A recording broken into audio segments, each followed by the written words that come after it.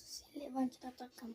Agora que você vai, eu e tu agora, em nome do Senhor Jesus, para o meu curso de inglês primeira vez.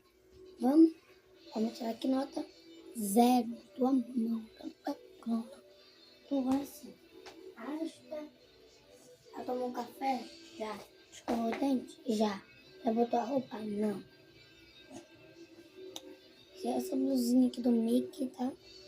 Minha mãe falou pra eu bem mais bonito do que essa aqui. Ela disse assim, Esther, bota uma leg, uma blusinha, um casaquinho e um tênis. Eu falei, mãe, não vou balada não. Eu fiz meu curso de inglês. Ninguém vai ficar me admirando com a minha roupa não. Eu vou fazer meu curso, acabou. Então bora botar isso aqui? Bora. Vamos,